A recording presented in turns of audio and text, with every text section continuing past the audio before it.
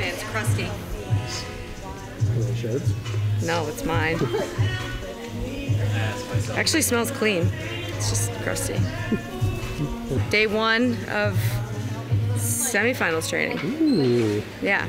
Day 1, but it's Tuesday. Yep. So I'm shifting my training schedule to Tuesday, Wednesday, Friday, Saturday, Sunday. Okay. So we'll stick to the 3 days at the end of the week, which is good because then that'll give Austin and I 2 days to train together. Yep. Sweet. Deadlifted. Now we've got the Metcon reset, pistol skiing, and dumbbell hang snatch. So jumping right into a really shitty piece. You already deadlift? Yeah. How'd that go? Good. Good. I worked up to 315 for my single, which was actually 325 by accident. So that's why it felt so hard. Am I reflective? Yeah, too bright. Good. Overexposed. Day 1 of semifinals prep. And because we live in Maine, 52 degrees and sunny, it feels like a fucking heat wave. Everybody's walking around outside without their shirts on and such. Yeah, this is a very exciting time of year for the athletes that I work with directly, because there's a bit of a refocusing and we can really dig into the tiny details that we're trying to improve. And that's why in our peaking schedules we go lower volume at the beginning, because you set a standard for what is necessary to get the most out of your volume. So we're working on some like journal entries for every single piece where you're identifying that you did that true warm up and cool down. You're writing down the purpose of the piece. Afterwards, you're reflecting on what went well, what you learned from it, and we'll do the next time. And literally every piece. So skill, pitch work, lift, metcons, all that stuff. And I think what that does for an athlete, again, is it gets them refocused, and then as they build into volume, you realize that those weeks where you have, you know, 3-4 conditioning pieces, 2 lifts, that sort of thing in a day, that to really execute on that type of volume takes a lot of energy, and that we only need to do it for, you know, a few weeks out of the whole year. So Caroline and I met yesterday, and I've been obsessed with the idea of athletes that are super fit. Thinking of them like they have the force, and that we're working on like Jedi level type things, and that's what truly sets apart an athlete from what they could do and then what they actually accomplish.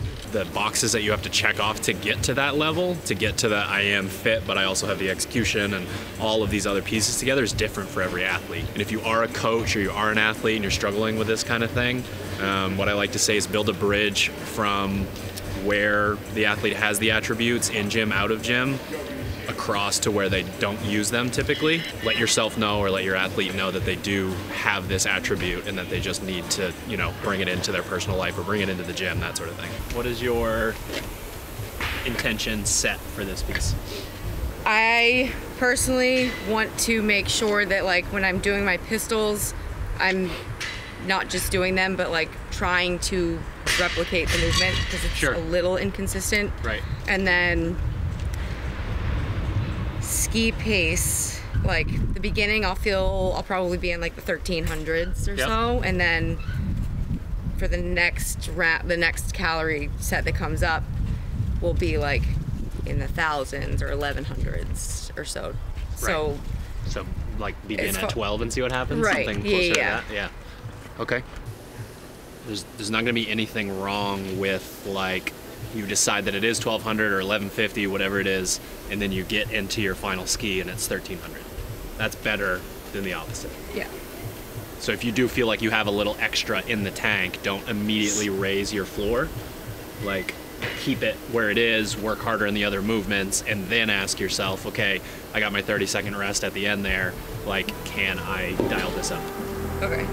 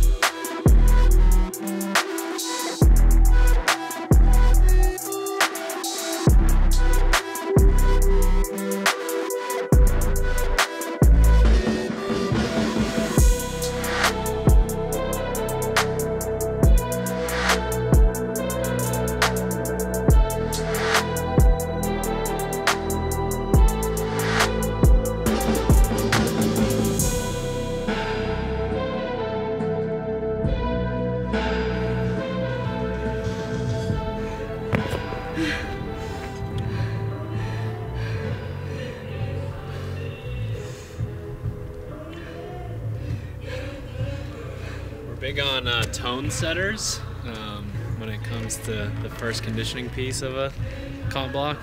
Looks like that did the trick. Yep. When you're watching this and you're thinking to yourself, how do I figure out what my splits should be on the machine? One thing that's really important is that clock right now says 20 minutes. And you know in CrossFit, typically the easiest thing to control your heart rate on, or at least to modulate it, is by having this screen here.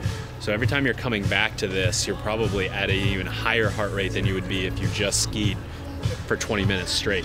So you have to know that, first of all, you have to use one of the tables you can find online that take your 500 meter to your calories per hour. For her to hold between a 155 and a 2 minute for 20 minutes is very fast. So knowing those translations is super important. And then the other side of it is exactly what she just did. She set a goal and now she has the data on whether that goal was the right answer or not. And the reason we write these things down and we talk about them ad nauseum is because she could have a similar piece come up at a competition or later on in training, and she's going against somebody and wants to turn it into more of a test, and she'll know, like, I can hold high 900s or low 1000s, crush the other movements, and then finish in the way that I want to. I think so. I mean, the pace on the skier changed a little bit, but I was still able to, like, kind of adjust on the fly. I think it was the third ski, I started to feel a little sad. And then I got a little, I kind of went, like, checked back in for the other ones. For the most part, I felt pretty consistent. There were a couple rounds of the pistols where I was, like, kind of off balance, but whenever there's something like hinging, like the pistol muscle up GHD workout, I, like, feel like I can't find something to focus on. Like, I feel like, not dizzy, but like, Disoriented. Yeah. I like this stuff. It's a little bit easier because it is getting nicer out, so being out in the sun helps quite a bit.